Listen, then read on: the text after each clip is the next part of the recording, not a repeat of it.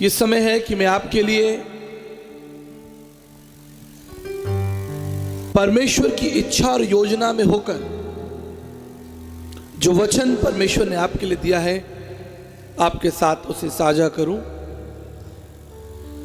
क्योंकि जो दर्शन, जो प्रकाशन और भेद की बातें परमेश्वर अपने लोगों को देते हैं, अपने याजकों को देते हैं, वो सिर्फ उनके लिए नहीं होता, वो सब लोगों के लिए होता है। और इसलिए प्रभु ने आपको बुलाया है कि आप उसकी मेज में से खाएं। जब हम भजन संहिता अध्ययन करते हैं तो वहां हम सीखते हैं कि प्रभु ने हमें अपनी मेज पर निमंत्रण दिया है। और ये भोजन केवल शारीरिक भोजन नहीं है, लेकिन आत्मिक भोजन है, जिसके द्वारा आपका मन, आपका प्राण जो है वो जीवित रहेगा। शरीर के लिए तो आप अच्छा भोजन खा सकते हैं, लेकिन आपके मन के लिए जो ऊर्जा है, जो शक्ति है, वो केवल परमेश्वर के वचन में है। इसलिए मैं अपनी सभाओं में लोगों को प्रेरित करता हूं, प्रेरणा देता हूं कि वो बाइबल लेकर आया करें, नोटबुक लेकर आया करें, पेन लेकर आया करें और कुछ लिखें। मैं यकीन दिलाता हूं आपको, वो वचन किसी न किसी दिन, किसी मोड़ पर आपके लिए एक सामर्थ, एक ऊर्जा, एक प्रकाशन, एक ज्योति होगी और आप बच जाएंगे। मेरे साथ वचन निकाले, पहला यूहन्ना उसका 5 अध्याय 12 पद, और इस पर हम मनन करेंगे। और उसके बाद कोई व्यक्ति निकाल लेगा लूका 15 और उसके 20 पद को। पहले हम पढ़ेंगे पहला यूहन्ना 5:12, पहला यूहन्ना 5:12, और उसके बाद लूका 15 और उसके 20 पद को हम पढ़ेंगे। जिसके पास पुत्र है उसके पास जीवन है, और जिसके पास परमेश्वर का पुत्र नहीं उसके पास जीवन भी नहीं है। देखिए, मैं पहले दिन से आपको बताता आया हूं कि परमेश्वर का वचन हमारे लिए कोई सलाह नहीं है, यह सामर्थ है, यह आज्ञा है। परमेश्वर की दृष्टि में चाहे आप एक गरीब व्यक्ति हो और चाहे आप किसी देश के प्रधानमंत्री हो, उसका वचन सब प्राणियों के लिए एक सा है। उसने जो कहा है वो सबके लिए है। उसके वचन में मनुष्य के लिए भेदभाव नहीं है कि ये विशेष जाति का है, ये विशेष समाज का है, ये धनवान है, ये भारत का है, ये पाकिस्तान का है, ये अमेरिका का है, ये चाइना का है। जिस तरह ये सूर्य का प्रकाश सारी पृथ्वी के लिए पर्याप्त है और जरूरी है, ठीक इसी तरह परमेश्वर का वचन हर एक प्राणी के लिए पर्याप्त है और जरूरी है। उसने कहा कि जिसके पास पुत्र है उसी के पास जीवन है, जिसके पास पुत्र नहीं उसके पास जीवन नहीं है। देखिए, वचन ऐसा भी हो सकता था आपको खुश करने के लिए, थोड़ा खुश करने के लिए, कि जिसके पास पुत्र है उसके पास जीवन है, और बात खत्म हो जाती। और लोग सोचते हैं हाँ ठीक है, अच्छी बात है। परंतु मैं आपको स्मरण दिलाना चाहता हूं, जिसके पास पुत्र नहीं है उसके पास जीवन नहीं है। यह कठोर बात है और सत्य है। भारतीय दर्शन में लिखा है, ब्रह्म सत्य जगत मिथ्या, परमेश्वर सत्य है। शब्दों शब्दाक्षर परम ब्रह्मा, शब्दों शब्दाक्षर परम सत्या। वो परमेश्वर जिसके मुंह से वचन निकलता है वो सत्य है, अटल है, सनातन है और सब प्राणियों के लिए। परमेश्वर किसी का पक्षपात नहीं करता। वो चेहरा नहीं देखता, अच्छे कपड़े पहने हैं, सुंदर लग रहे हो, धनवान हो, बड़े ज्ञानी हो, कहां से आए हो, जापान से आए हो, अच्छा अच्छा यहां बैठो। ऐसा नहीं है। तुम गरीब हो, रिक्शा चलाते हो, चलो उधर बैठो। उसका द्वार सब प्राणियों के लिए खुला है, हर भाषा के लोगों के लिए। उसका संदेश सारी पृथ्वी के लिए है और उसका संदेश स्पष्ट है, क्लियर है, नो डाउट, नो कंफ्यूजन। जिसके पास पुत्र है उसके पास जीवन है, और जिसके पास पुत्र नहीं है वो जीवन को नहीं देखेगा। चाहे आप कोई भी हो, आप ज्ञानी हो, आप अधिकारी हो, आप राजा हो, आप संसार के सबसे धनवान व्यक्ति हो, अगर आपके पास प्रभु यीशु नहीं है, आप उस अनंत काल के जीवन में प्रवेश नहीं कर सकते। सुन लीजिए, चाहे आप इस पंडाल में उपस्थित हो या इस वीडियो के माध्यम से इस संदेश को आप कभी बाद में सुने, अगर आपके पास परमेश्वर का पुत्र यीशु नहीं है, आप जीवन को नहीं देखेंगे। यह आपके लिए अंत होगा। लेकिन हमारे पास एक आशा है कि जिसके पास परमेश्वर का पुत्र अर्थात यीशु मसीह है, उसके लिए जीवन होगा। मेरे प्रियो, इस रहस्य को मैं आज आपके साथ साझा करूंगा। What is the meaning to have the Son of God? इसका अर्थ क्या है, इसका भाव क्या है, इसके पीछे कौन सा रहस्य छिपा है कि जिसके पास परमेश्वर का पुत्र है उसके पास जीवन होगा। मेरे प्रियो, आप दो परिस्थितियों पर दृष्टि कीजिए, दो महत्वपूर्ण चीजों पर अपना ध्यान आकर्षित कीजिए। इससे कोई फर्क नहीं पड़ता कि अगर आपको बाइबल का बहुत अधिक ज्ञान नहीं है तो भी कोई बात नहीं। दो चीजें आपको समझनी है, साधारण चीजें आपको समझनी है, और वो क्या है? पहली चीज जो आपको जाननी है कि परमेश्वर सामर्थी है, सर्वज्ञानी है, अटल और अगम्य है। ये परमेश्वर के बारे में है। उसने संसार को अपनी बुद्धि से, अपने शब्दों से बना दिया। वो प्रतापी परमेश्वर है, उसके आगे कोई खड़ा नहीं हो सकता। कोई उससे बहस करके, लड़के, युद्ध करके परमेश्वर से जीत नहीं सकता। क्या कोई परमेश्वर का सामना कर सकता है?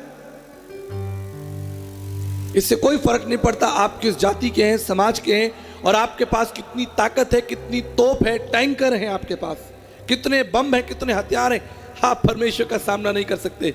उसका प्रताप इतना भयंकर है कि अगर वो सूर्य के प्रकाश को भी थोड़ा बढ़ा दे तो आप जलकर मर जाएंगे। उसे कुछ करने की जरूरत ही नहीं होगी। He will just order the sun। इस सूर्य से कहेगा, भैया 50 डिग्री आगे बढ़ो। अभी टेम्परेचर क्या है? शायद 34 तो होगा, 35 तो होगा, 30 प्लस होगा। परमेश्वर को कोई शस्त्र नहीं उठाना, आपको मारने के लिए कोई शस्त्र नहीं उठाना। उससे बस इतना कहना है, सूर्य 50 डिग्री आगे बढ़ो, बस। और सारी सल्तनत, आपकी बुद्धि, आपकी योग्यताएं, आपके हथियार, आपका वैभव, आपकी ताकत, क्षमताएं सब नष्ट हो जाएंगी। ये सूर्य आपको खा जाएगा। इतना प्रतापी परमेश्वर है, इतना सामर्थी परमेश्वर है। इसलिए राजा दाऊद कहता है, I put my trust in Jehovah God. मैं अपना सारा ध्यान, सारा भरोसा उस परमेश्वर पर लगा। वो राजा है लेकिन यहोवा को अपना राजा मानता है। आप समझ रहे हैं मैं क्या कह रहा हूं? हम परमेश्वर के बारे में बात कर रहे हैं। We are talking about god first. वो प्रतापी, जयवंत, सामर्थी परमेश्वर है। जरा कल्पना कीजिए उसके बारे में। उसके कह देने से ब्रह्मांड अस्तित्व में आ जाता है, आप बन जाते हैं, पशु पक्षी बन जाते हैं। प्रतापी परमेश्वर है। दूसरी बात, पहली बात परमेश्वर के बारे में, दूसरी बात मनुष्य के बारे में। दो चीजें आपको जाननी है, सारा रहस्य आपको समझ में आ जाएगा। मनुष्य क्या है? क्या है मनुष्य? अगर आप इसे दार्शनिक दृष्टि से देखें, फिलॉसफिकल, दार्शनिक, तो मनुष्य इस पृथ्वी पर, इस ब्रह्मांड में कीड़े के समान है, कुछ नहीं। क्या आपके अंदर कोई सामर्थ्य है? अगर कोई सोचता है कि मैं बुद्धिमान हूं तो वो मूर्ख है। अगर कोई सोचता है कि मैं महान हूं, तो कितने महान लोगों की कब्र जो है वो हमारे हिंदुस्तान में है। मैं विश्व की बात ही नहीं कर रहा, सिर्फ हिंदुस्तान की बात कर रहा हूं। सारे महान लोग कहां चले गए? बड़े बड़े सम्राट कहां चले गए? योद्धा कहां चले गए? बड़े बड़े अधिकारी और मंत्री कहां चले गए? किसी समय में जिनका खौफ था, लोग उनके आगे गिरते, दंडवत करते, आज वो लोग कहां हैं? मनुष्य कुछ नहीं, मात्र मिट्टी है। परमेश्वर प्रतापी, जयवंत, सदा के लिए, और मनुष्य कमजोर, पापी है। लेकिन एक अद्भुत रहस्य बाइबल में लिखा है, बड़ा अद्भुत रहस्य है। यूहन्ना 15:15 में वो प्रतापी, जयवंत, विराट, अगम्य परमेश्वर क्या कहता है? आपको कहता है तुम मेरे मित्र हो। क्या कहता है? आप हो सकते हैं मित्र किसी के, परमेश्वर के। क्या वो प्रतापी और जयवंत परमेश्वर और आप कमजोर, तुच्छ, कीड़े समान, क्या कभी हमारे बीच कोई मित्रता हो सकती है? नहीं हो सकती। लेकिन अगर ये हुआ है, परमेश्वर का वचन है, तो इसके पीछे कोई सिद्धांत होगा। Book of John chapter 15 verse 15 says, "You are my friend. How can be a man, a mortal man, be a friend with immortal God?" एक कमजोर प्राणी परमेश्वर का मित्र कैसे हो सकता है? There is secret, there is mystery, एक रहस्य है। लूका उसका 15 अध्याय और उसके 20 पद को पढ़िए। तब वो उठकर अपने पिता के पास चला। वो अभी दूर ही था कि उसके पिता ने उसे देखकर तरस खाया और दौड़कर उसे गले लगाया और बहुत चूमा। देखिए, सीखिए, पवित्र शास्त्र बाइबल में दो महत्वपूर्ण शब्द हैं। जिस तरह सिक्के के दो पहलू होते हैं, इस तरह दो महत्वपूर्ण शब्द हैं, विचार हैं। पहला विचार है पुनरुत्थान। आप कल्पना कीजिए कि अगर बाइबल के अंदर सारी सुंदर कहानियां होती और सिद्धांत लिखे होते, यीशु ने ये किया, यीशु ने वो किया, यहां गए, वहां गए, लेकिन अगर पुनरुत्थान शब्द बाइबल में नहीं होता तो हमारी आशा क्या होती? कोई आशा होती? हमारी भक्ति का कोई लक्ष्य होता, कोई कारण होता? हम सब अपने अपराधों में, अपने अधर्म, अपने पापों में मर जाते और सब कुछ खत्म हो जाता। परंतु पुनरुत्थान शब्द, the word resurrection, is the most powerful word in the Bible. लेकिन आज हम उस पर बहुत ज्यादा चर्चा नहीं करेंगे, उसके विषय में आप जानते हैं। और जो दूसरा शब्द है जो आपको परमेश्वर के निकट ले आता है, या कहें कि परमेश्वर हमारे निकट आता है, वो शब्द है तरस, द कंपैशन। अगर पवित्र शास्त्र बाइबल में ये शब्द ना हो, तरस शब्द ना हो, तो आप परमेश्वर की आराधना नहीं कर सकते, आप उसके गीत नहीं गा सकते, आप उसके निकट नहीं आ सकते, आप उसे जान नहीं सकते, आप उसकी भक्ति नहीं कर सकते। There is no hope if there is no compassion in the Bible. If there is no compassion, there is no hope. बड़ा रहस्यमय शब्द है ये, बहुत रहस्यमय शब्द कि उस पिता ने अपने पुत्र के ऊपर तरस खाया। पिता धनवान है, अभी भी धनवान है, पैसा देने के बाद भी ले गया बेटा, कोई बात नहीं, अभी भी पिता धनवान है, अभी भी पिता सामर्थी है, अभी भी पिता राजमहल के अंदर रहता है, अभी भी पिता के साथ बहुत से कर्मचारी काम करते हैं, अभी भी पिता का जो वैभव है वो खत्म नहीं हुआ, अभी भी पिता का जो शौर्य है वो बाकी है। खत्म किसका हुआ? शौर्य किसका खत्म हुआ? पैसा किसका खत्म हुआ? प्राण किसका खतरे में आया? पुत्र का। बाइबल कहती है कि पुत्र ने अपने पिता से वो शौर्य, वो अधिकार, वो धन लिया और रफा दफा हो गया, भाग गया, निकल पड़ा। लेकिन जब उसका सब कुछ नष्ट हो गया, उसके पिता ने देखा कि वो वापस आ रहा है।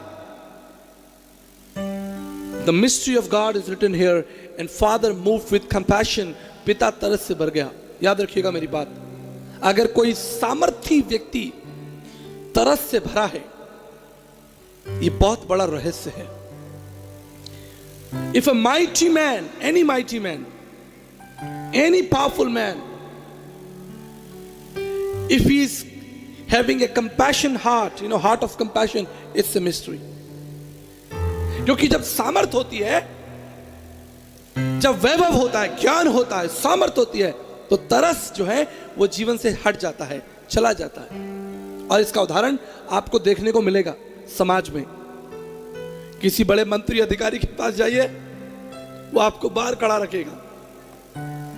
क्या काम है, क्यों आए हो, चलो बाहर निकलो।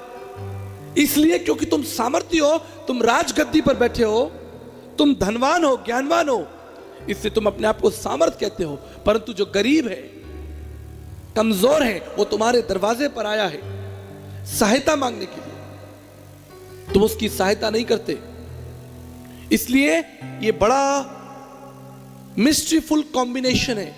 एक व्यक्ति सामर्थी भी हो और तरस से भरा हुआ हो, उसका हृदय तरस से भरा हुआ, ये बड़ा रहस्य, ये नहीं हो सकता। बहुत कम लोग ऐसे हैं। हमारे भारतीय इतिहास में, हिस्ट्री में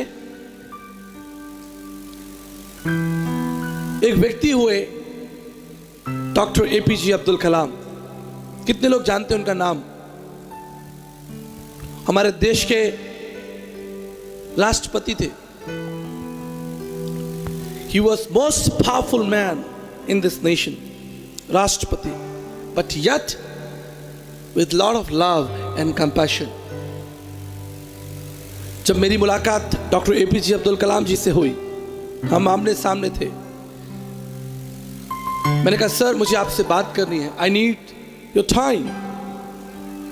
आप जानते हैं उन्होंने क्या कहा? यू आर वेलकम, आपका स्वागत है। मैंने कुछ समय लिया और उन्हें प्रभु यीशु मसीह के बारे में बताया। I shared gospel with doctor APJ Abdul Kalam. और जब प्रार्थना की बारी आई, मैंने कहा मैं आपके लिए प्रार्थना करना चाहता हूं, can I pray for you? वो अपनी सीट पर से खड़े हो गए, अपनी सीट पर से उठ गए। वो, आप प्रार्थना कर सकते हैं। मैंने कहा, सर आप बैठ जाइए, आप बैठे रहेंगे तो भी मैं प्रार्थना कर दूंगा, आप हमारे भारत देश के राष्ट्रपति हैं, बैठे रहिए, कोई बात नहीं। आप जानते उन्होंने क्या कहा? उन्होंने कहा कि मैं आपके लिए नहीं खड़ा हूं, मैं खड़ा हूं जो नाम आपने लिया, जिस नाम से आप प्रार्थना करना चाहते हैं। You are powerful, yet full of compassion and love. ये केवल परमेश्वर का स्वभाव है मेरे प्रियो। मैंने आपको याद दिलाया कि परमेश्वर कितना प्रतापी है, कितना सामर्थी है। उसके बोल देने से सब कुछ हो जाता है। लेकिन हम क्या देखते हैं? What we learn from the word of God. अगर वो अपनी दया का, अपने अनुग्रह का, अपने प्रेम का, अपने तरस का हाथ हटा ले, एक भी प्राणी इस पृथ्वी पर एक मिनट के लिए जीवित नहीं रह सकता। इसलिए हम पढ़ेंगे विलाप गीत, विलाप गीत उसका 3 अध्याय और 22 और 23। हम मिट नहीं गए, यह यहोवा की महान महाकरुणा का फल है, क्योंकि हम मिट नहीं गए, ये परमेश्वर की महाकरुणा का फल है। आगे पढ़े। क्योंकि उसकी दया अमर है, प्रति भोर वो नई होती रहती है। हालेलुया। उसका जो तरस है, उसका तरस एक दिन के लिए, एक हफ्ते के लिए नहीं है। उसका तरस सारी मानव जाति के लिए, प्रत्येक दिन नया हो जाता है सारी मानव जाति के लिए। उसका तरस हमेशा के लिए। इसी वचन कहता है कि हम मिट नहीं गए, ये यहोवा की महाकरुणा है। High compassion. मेरे प्रियो, मुझे नहीं मालूम कि आपने अपनी जिंदगी में कभी तरस को अनुभव किया है। हो सकता है आपने किसी पर तरस किया हो, वो एक अलग विषय है। That you moved with compassion for someone, that's a different thing. But my question, have you felt compassion in your life? क्या आपने कभी तरस को अनुभव किया? किसी ने आप पर तरस किया हो? Do you remember any story? आपको वो कोई कहानी याद है? मुझे अपने जीवन की एक कहानी याद है। जब मैं कॉलेज स्टूडेंट था, ईयर 2001, 23 साल पहले, तो मुझे बस में यात्रा करनी होती थी। अपने शहर से जहां मैं रहता था वहां से मेरे कॉलेज के लिए बस की यात्रा होती थी। और मुझे याद है उस बस का जो टिकट हुआ करता था वो 13 रुपए, अर्थात 13 रुपीज, 13 रुपए प्रत्येक दिन। और एक दिन जब मैं बस में था, जब कंडक्टर मेरे पास में आया, उसने कहा टिकट, तो मैंने अपनी जेब में हाथ डाला और मैंने पाया कि मेरा पर्स मेरी जेब में नहीं है। मेरा जो वॉलेट है मैं अपने घर पर भूल गया हूं। और मुझे बड़ी निराशा हुई। उस कंडक्टर ने मुझसे कहा कि अगर आप आगे यात्रा करना चाहते हैं तो आपको 13 रुपए देने होंगे, नहीं तो आप यहीं उतर जाइए। ये हाईवे था, गर्मी के दिन थे, मई जून का महीना था, लू चल रही थी, गर्मी हवा चल रही थी। और अंततः मुझे बस से नीचे उतरना पड़ा। मेरा हृदय टूट गया, मेरे मन में दुख, मैं कह सकता हूं कि एक निराशा, एक अपमान मेरे हृदय में आया कि अरे मैं यात्रा नहीं कर सकता क्योंकि मेरे पास 13 रुपए नहीं है। 13 रुपए होगी तो यात्रा होगी। वो बस थोड़ी दूर आगे गई, लगभग 100 मीटर 150 मीटर आगे गई और रुक गई। और उसमें से एक व्यक्ति ने दरवाजे पर खड़े होकर मुझसे कहा, इधर आओ, जल्दी आओ, दौड़ कर आओ। मुझे लगा कि मैं अपना पर्स में कोई सामान भूल गया हूं और मैं दौड़ कर गया। और उस व्यक्ति ने मेरे कंधे पर हाथ रखा और कहा, चिंता मत करो, ऊपर आओ, मैं तुम्हारे लिए 13 रुपए दूंगा। और अपनी जिंदगी में पहली बार मैंने तरस को अपने ऊपर अनुभव किया कि किसी व्यक्ति के हृदय में मेरे लिए दया आ गई, तरस आ गया और उसने मेरा दाम, मेरा मूल्य चुकाया और मेरी यात्रा पूरी कराई। उस समय गूगल पे या जी पे या फोन पे ये सब नहीं हुआ करता था। अगर होता तो मैं निश्चित उसको वो 13 रुपए वापस करता। लेकिन पूरे मार्ग में उसे देखता रहा और जब मैं मेरा कॉलेज आया मैंने उसको धन्यवाद कहा और मैंने कहा अगर कभी हमारी मुलाकात होगी तो मैं इस 13 रुपए को याद रखूंगा। और मैं वहां से चला गया।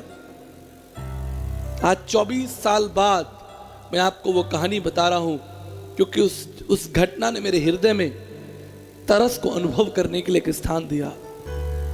क्या आपने अपने जीवन में कभी कोई तरस अनुभव किया है कि जब आप संकट में थे, आप कठिनाई में थे, आप चुनौती में थे, आप तकलीफों में थे, किसी ने हाथ बढ़ाकर आपकी सहायता की हो और आपको संकट से निकाला हो? Have you ever felt compassion? कई बार हम सोचते हैं हम दूसरों को कंपैशन अपना दिखा सकते हैं, लेकिन मैं याद दिलाना चाहता हूं कि जब तक आप दया को अनुभव नहीं करेंगे मजा नहीं आएगा। जिंदगी में एक बार तरस को अनुभव करके देखिए कि कोई आप पर तरस करे।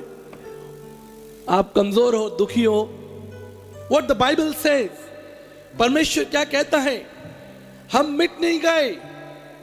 क्यों? क्योंकि ये परमेश्वर की महाकरुणा है। लिखा है ये उसका फल है, क्योंकि उसकी दया जो है वो अमर है और प्रत्येक दिन ये दया जो है वो नई हो जाती है।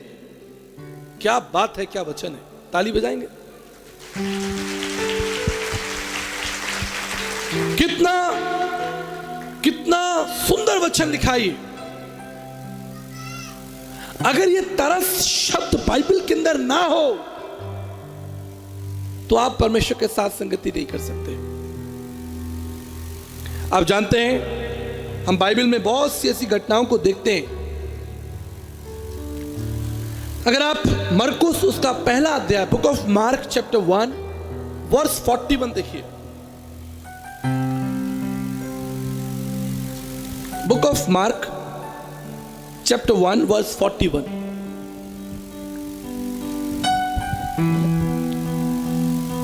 पढ़िए। उसने उस पर तरस खाकर हाथ बढ़ाया और उसे छू कर कहा, मैं चाहता हूं तू शुद्ध हो जा। एक कोढ़ी यीशु मसीह के पास में आया। बड़ी खतरनाक बीमारी है कोढ़, क्योंकि निश्चित कोढ़ एक ऐसी बीमारी है जो न केवल आपको तकलीफ, शारीरिक तकलीफ देती है, लेकिन ये आपको मानसिक पीड़ा भी देती है, क्योंकि समाज, लोग आपको त्याग देते हैं। अगर आपके पेट में दर्द है, कमर में दर्द है, एक्सीडेंट हो गया, सर फूट गया, टांग टूट गई, तो आपके रिश्तेदार, आपके दोस्त आपको हॉस्पिटल पहुंचा देंगे। आपको ऐसा कंधे पे हाथ रख के कहेंगे, चिंता मत करो, सब ठीक हो जाएगा, हम आपके साथ हैं। लेकिन कोढ़ एक ऐसी बीमारी है, अगर किसी व्यक्ति के शरीर में कोढ़ हो जाता है तो उसके प्रियजन भी उसको छोड़ देते हैं। समाज उससे बात करना बंद कर देता है, पड़ोसी उस घर का खाना भी नहीं खाएंगे। अगर किसी घर में कोई कोढ़ी व्यक्ति है तो उसके पड़ोसी और आसपास के लोग उससे दूरी बना लेंगे, बाबा उस व्यक्ति को कोढ़ है। कितनी खतरनाक बीमारी है जो आपके शरीर, आपकी आत्मा, आपके मन, आपके विश्वास को, सब कुछ को खत्म कर देती है। और कल्पना कीजिए कि कोढ़ी यीशु मसीह के पास में आया, वो कहीं और जा ही नहीं सकता था। समाज में उसे कोई स्वीकार नहीं कर सकता था, कोई उसे अपने पास नहीं बैठा सकता था। और वो कोढ़ी यीशु मसीह के पास में आया, and he knelt before Jesus। उसने अपने घुटने यीशु के सामने ठिकाए। उसकी आंखों में आंसू हैं, उसका भविष्य अंधकार में है, उसके आगे कोई आशा नहीं है, कोई आशा नहीं, नो होप, नो मेडिसिन, कोई दवाई नहीं है, कोई सर्जरी नहीं है, कोई लोग नहीं है, कोई नहीं है उसके आसपास। वो अकेला, दुखी, भूखा, प्यासा, शायद अच्छा भोजन भी ना हो, पीने के लिए पानी भी ना हो, कितनी तकलीफ में होगा। और वो यीशु के पास में आता, घुटने टिकाता, और आप जानते हैं वो यीशु की आंखों में देखकर रोता हुआ कहता होगा, प्रभु मुझ पर दया कर, मुझ पर दया कर। यीशु ने क्या किया और यीशु ने क्या कहा? पढ़ दीजिए, दोबारा पढ़िए, इस वचन को दोबारा पढ़िए, 141 को पढ़े। उसने उस पर तरस खाकर हाथ बढ़ाया, उस पर तरस खाया और उसको हाथ लगाया, छुआ। बाबा रुकिए, सुनिए। मुर्दा जा रहा है, यीशु मसीह ने कहा मुर्दा उठ, और वो मुर्दा उठ गया वचन के द्वारा। सूबेदार, एक व्यक्ति सूबेदार था, वो आया, बोला मेरा सेवक मर रहा है घर पर, तू यहीं से वचन बोल दे, वो जिंदा हो जाएगा। प्रभु ने वहीं से वचन बोल दिया, वो ठीक हो गया। दुष्ट आत्माएं, बीमारियां, यीशु बोलते हैं और लोग चंगे हो जाते हैं। लेकिन इस जगह पर बाइबल कहती है उसने कोढ़ी को अपना हाथ बढ़ाकर छुआ। पता नहीं इससे पहले और कितने सालों हो गए होंगे किसी व्यक्ति ने उस कोढ़ी को छुआ भी नहीं होगा, उसके कंधे पर हाथ ही नहीं रखा होगा, उसको प्रिय नहीं जाना होगा, उसको प्रेम का अनुभव नहीं किया होगा। यीशु मसीह ने अपना हाथ बढ़ाकर, बाइबल कहती है, उस पर तरस खाया, उसे छुआ, और आगे क्या लिखा है? उसे छू कर कहा, मैं चाहता हूं तू शुद्ध हो जा। और आगे? और तुरंत उसका कोढ़ जाता रहा और वो शुद्ध हो गया। जिसके पास परमेश्वर का तरस है, he who has the compassion has the life, he who does not have the compassion of Jesus has no life। जिसके पास पुत्र है, अर्थात जिसके पास परमेश्वर का तरस है, उसके पास जीवन है। अगर आपके पास परमेश्वर के पुत्र प्रभु यीशु मसीह का तरस है, if you receive his compassion, अगर आप उससे उसका तरस मांग ले, वो आपको जयवंत कर देगा। कई बार हम उससे बहुत कुछ मांगते हैं, but I teach people, look for the compassion of God, don't be over smart. बुद्धिमान मत बने, परमेश्वर के सामने घमंडी ना बने, परमेश्वर को यह प्रतीत ना कराएं, यह प्रकट ना कराएं कि आप बहुत शानदार व्यक्ति हैं, आप बहुत महान व्यक्ति हैं। याद रखिए, अगर आप परमेश्वर के तरस को प्राप्त करना चाहते हैं, केवल एक ही मार्ग है। जब यीशु मसीह ने कहा मार्ग मैं हूं, कई बार इस पर बहस होती है, बड़े बड़े थियोलॉजियन और दूसरे धर्मशास्त्री इस पर बहस करते हैं कि यीशु मसीह एकमात्र मार्ग कैसे हो सकता है। Why Jesus is the only way? Listen to what the word of God says. परमेश्वर का वचन क्या कहता है, सुन लीजिए। मार्ग का मतलब यह कोई पत्थर की सड़क नहीं है। मार्ग का मतलब यह कोई रास्ता नहीं है जिस पर हमने लकड़ी बिछा दी हो। मार्ग है परमेश्वर का तरस। Do you have the compassion of God? अगर आप अपने पापों को क्षमा मांग लेंगे, परमेश्वर तरस से भर जाएगा। अगर आप उसके सामने घुटने टिकाएंगे तो परमेश्वर तरस से भर जाएगा। इस कोढ़ी ने कहा, प्रभु मुझ पर दया कीजिए। एक ही मार्ग है, जब आप घुटने टिका देते हैं, परमेश्वर, दयालु परमेश्वर अपने तरस को आपके ऊपर उंडेल देता है और आप बच जाते हैं। जब यीशु मसीह कहते हैं मैं मार्ग हूं, वो बिल्कुल सही कह रहा है, क्योंकि उसके तरस में जीवन है। जब ये जवान लड़का अपने पिता के पास में आया, आप जानते इसने क्या कहा? इसने कहा, पिताजी मैंने आपके विरोध में और स्वर्ग के परमेश्वर के विरोध में पाप किया है। बाइबल कहती है उसके पिता का हृदय तरस से भर गया। बचने का कोई दूसरा तरीका नहीं था। No alternatives, no other options, there is only one option. If you have compassion of Jesus, you will have the life. जिसके पास तरस नहीं है, उसके पास जीवन नहीं होगा। हम कहानी पढ़ते हैं नेक यात्री की, सामरी यात्री की। वो मार्ग में था, उसे डाकुओं ने लूट लिया, उसे घायल किया। याजक और लेवी उसे देखकर चले गए, लेकिन एक सामरी यात्री वहां पर था। वचन कहता है उसने उस घायल व्यक्ति को देखकर उस पर तरस खाया और उसका प्राण बच गया। एक ही तरीका था, तरस। जब तक दया नहीं है, तरस नहीं है, तब तक आप उस जीवन को कभी नहीं प्राप्त कर पाएंगे। मैं अपने जीवन की एक सच्ची कहानी आपको बताता हूं।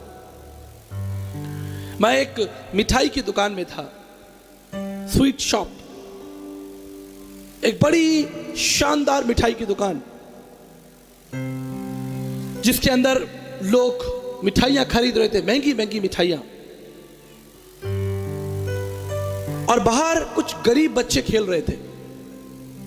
उस मिठाई दुकान के आसपास जाते हुए लोगों से वो मिठाइयां मांग रहे थे।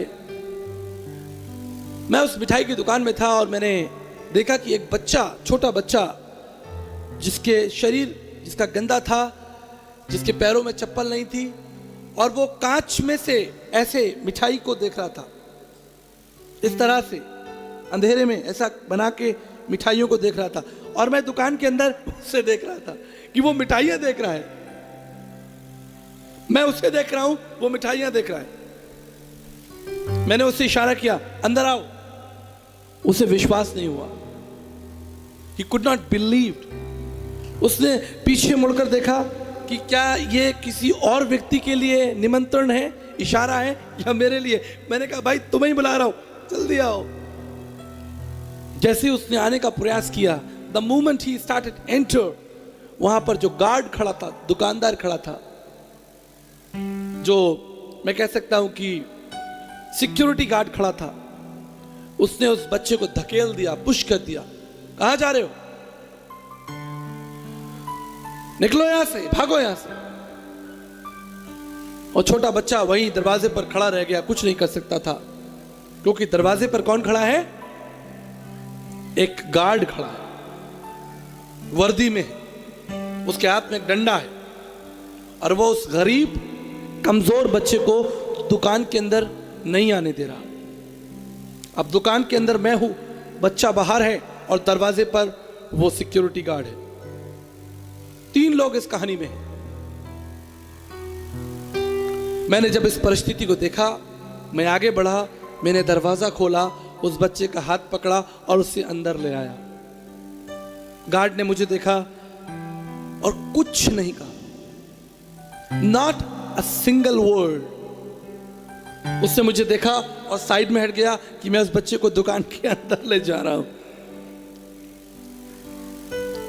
मैंने उसे सोफे पर बैठाया, उसके लिए मिठाई खरीदी। मुझे आज तक याद है, उसने कहा मैं एक लस्सी भी पीऊंगा। आप लस्सी जानते हैं? उसने कहा मैं एक लस्सी भी पीऊंगा। मैंने कहा एक लस्सी भी पियो। और मैं वहीं बैठकर लस्सी पीने लगा और वो भी वहां लस्सी पीने का तुरंत हो गया। और मैंने उसके लिए कुछ मिठाइयां खरीदी और कहा कि जाओ अपने घर भी ले जाओ। मेरे प्रियो, जब मैं दुकान से बाहर निकला, पवित्र आत्मा मुझसे बात करने लगा। गरीब कमजोर लड़का, एक पापी व्यक्ति जिसकी हालत कमजोर है, और वो गार्ड जो वर्दी में है, वो लॉ है, नियम है, कानून है। तुम बुरे हो, झूठे हो, पापी हो, कमजोर हो,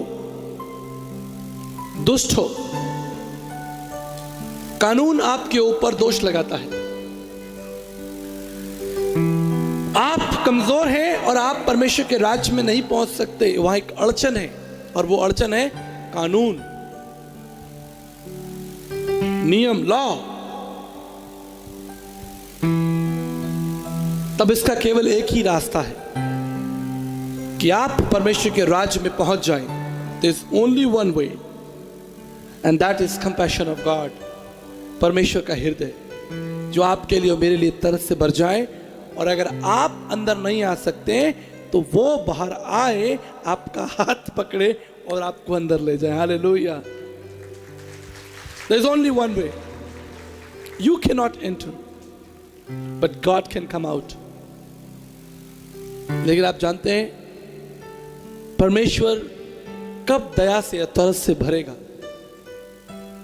When you are broken, when you have tears, जब आपकी आंखों में आंसू हैं, आप कमजोर हैं और आप अपने घुटने टिकाएं और बड़ी इच्छा और बड़े गहरे मन से परमेश्वर के उद्धार के कार्यों को समझने की कोशिश करें।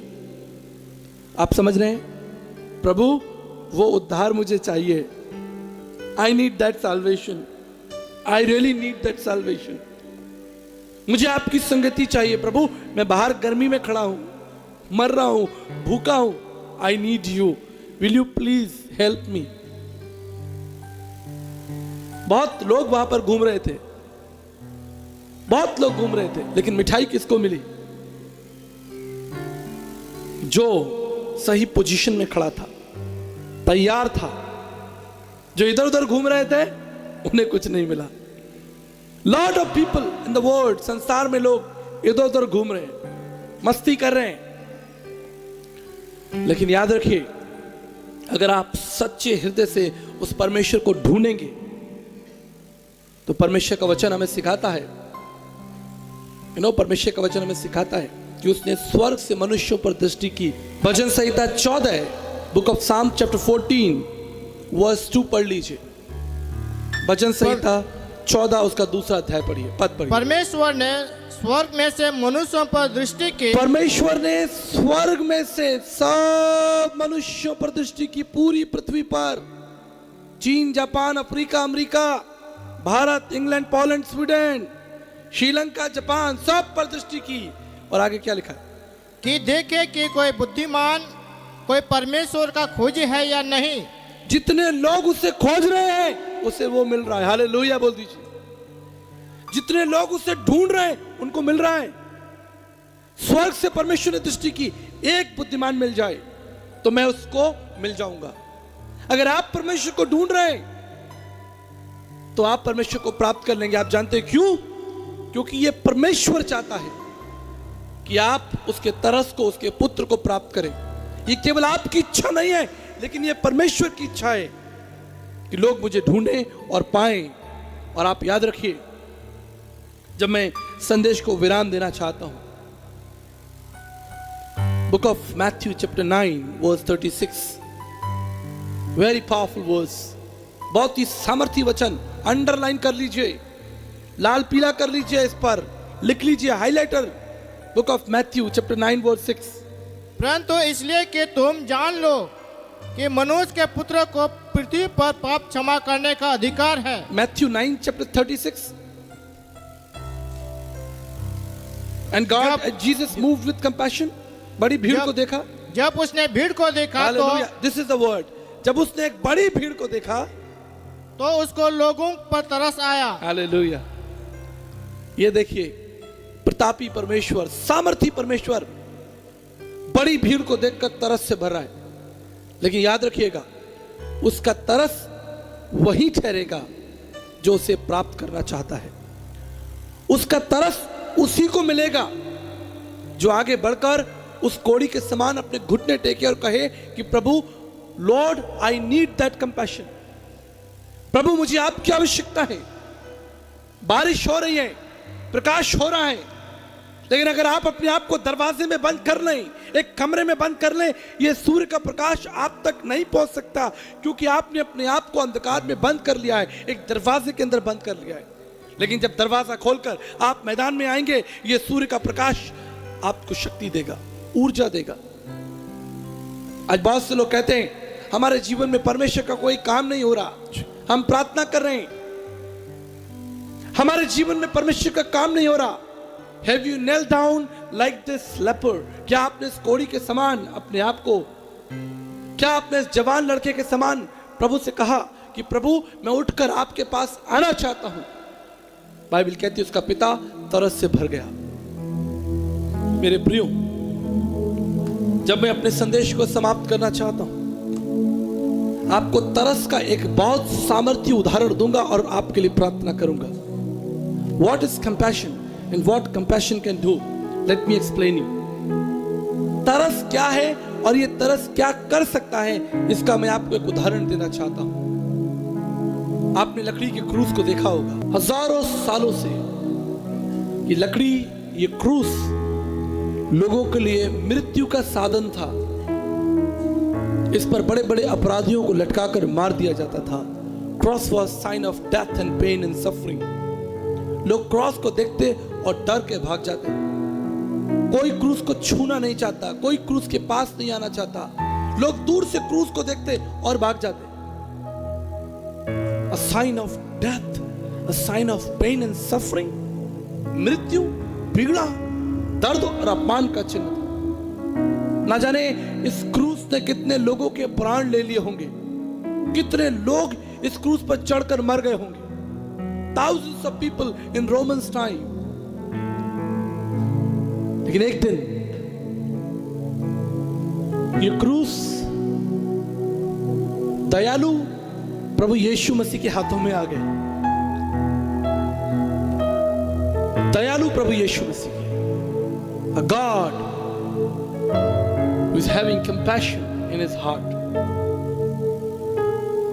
बाइबल कहती है कि जैसे यीशु ने इस कोड़ी को छुआ, उसका कोड़ खत्म हो गया.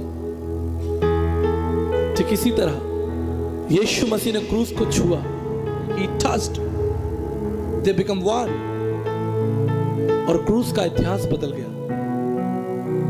अब कोई क्रूस से डरता नहीं. अब क्रूस को देखकर कोई भागता नहीं. अब लोग नहीं कहते कि यह मृत्यु का और पीड़ा का और मृत्यु का चिन्ह है. अब लोग उसे शांति का चिन्ह कहते हैं, उसे प्रेम का चिन्ह कहते हैं. It's no more sign of death, pain and suffering. It's a sign of love, hope and compassion and future. अगर यीशु मसीह इस लकड़ी के जीवन को बदल सकता है, तो समझिए आपका जीवन कितना ही काला क्यों ना हो, आपका इतिहास कितना ही गड़बड़ से भरा क्यों ना हो. If you have the Son of God, you will have life, you will have testimony. अगर आपके पास परमेश्वर का पुत्र यीशु है, आपके पास एक जीवन है और उस जीवन में गवाही है और उस गवाही में एक आशा है, आपके लिए एक भविष्य है. उसने स्वर्ग को छोड़ा, मनुष्य बन गया, ताकि आप जो पापी मनुष्य हैं वो परमेश्वर की संतान बन जाए। प्रभु के महान दास साधु सुंदर सिंह जी ने कहा था, Jesus died for you, you live for him. यीशु मसीह तुम्हारे लिए मारा गया, तुम उसके लिए जियो। मेरे प्रियो, आज का संदेश यही है, He who has the Son has the life। जिसके पास परमेश्वर का तरस है उसके पास जीवन है, और जिसके पास परमेश्वर का पुत्र प्रभु यीशु वो कंपैशन, वो तरस नहीं है, उसके पास जीवन नहीं है। मेरी यही प्रार्थना है इस मंच के माध्यम से कि आपके पास परमेश्वर का पुत्र हो, आपके पास वो दया, वो तरस हो, वो भविष्य हो। और जितने लोग यहाँ बैठे हैं, जितने लोग यहाँ बैठे हैं, आप सब आसमान में उठाए जाएंगे। जिसके पास उसका पुत्र होगा वो आसमान में उठाया जाएगा। हालेलुया। जिसके पास उसका तरस होगा वो खींच लिया जाएगा, स्वर्गदूत उसको उठा लेंगे। जिस तरह यहूदियों के दरवाजे पर वो चिन्ह लगा था, मृत्यु के फरिश्ते आए, उन्होंने देखा, अच्छा ये प्रभु का चिन्ह है, चलो आगे बढ़ो, इन्हें छोड़ दो। जिनके पास चिन्ह नहीं था वो मर गए। ठीक इसी तरह जिसके पास परमेश्वर का पुत्र यीशु होगा वो बच जाएगा, वो हवा में उठाया जाएगा। हम सब सदा के लिए जिएंगे। यही बात पौलुस कहता है कि स्वर्गीय बातों पर ध्यान रखो। प्रभु आपको आशीष दे, आपकी सहायता करे, आपकी अगुवाई करे। और मेरी यही प्रार्थना है कि आपके पास परमेश्वर का पुत्र यीशु